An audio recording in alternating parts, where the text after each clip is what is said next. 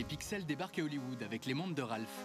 Les studios Disney ressuscitent les héros des jeux vidéo des années 80 en leur inventant une vie une fois la partie terminée. Bah j'ai plus envie d'être un méchant, moi. Tu serais pas en train de te la jouer turbo entre nous?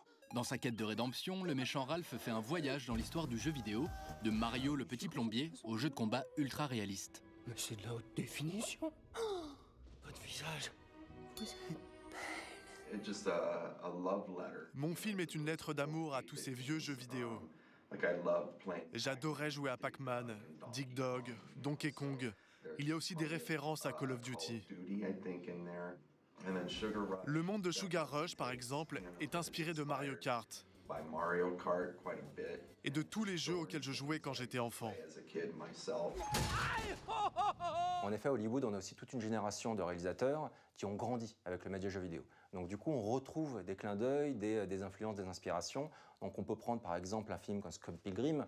On a tous les petits bruitages de Mario. On a également les combats qui sont stylisés comme dans un jeu vidéo. Et donc ça, Hollywood le reprend parce qu'eux, ils essayent toujours de faire quelque chose de spectaculaire à l'image. Depuis Tron en 1982, puis son remake il y a 2 ans, le cinéma joue avec les codes des jeux vidéo.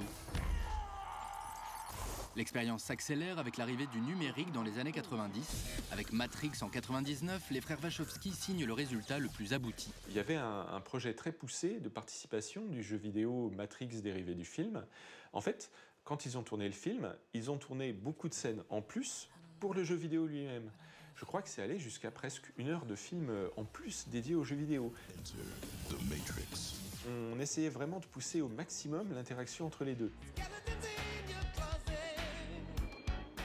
Ça a toujours été le jeu vidéo qui a couru un petit peu après le média cinéma. Donc pour se réaccaparer à la fois les codes de mise en scène, mais également la construction des personnages.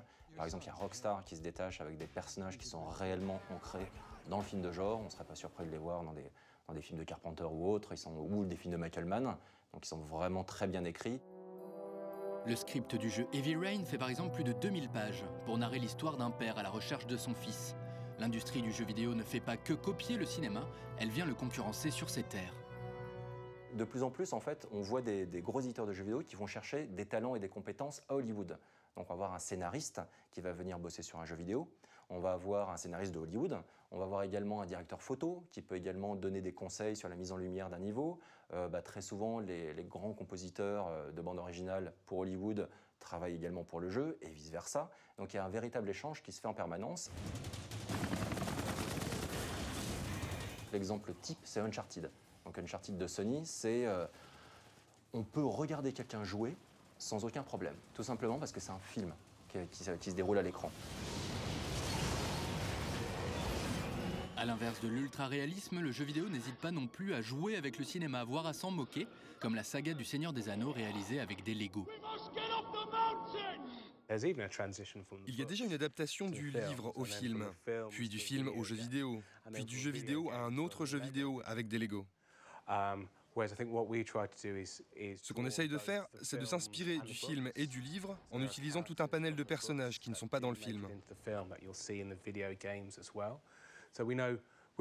Nous sommes des grands fans de Tolkien, alors on essaye de lui rendre hommage dans le jeu vidéo.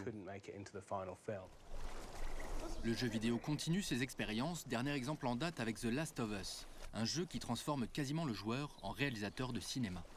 Le jeu vidéo reste encore un média très jeune par rapport au cinéma et qui cherche encore ses limites, ses possibilités. C'est ça qui est passionnant dans l'étude du jeu vidéo aujourd'hui. Le cinéma, on a eu un Citizen Kane, on a eu des films, des grands films. Il y a encore beaucoup de choses qui sont à trouver dans le jeu vidéo. Et avec les nouvelles consoles, les nouvelles machines qui arrivent là, dès la fin de l'année et de cette année, ça va encore continuer. Feu à volonté!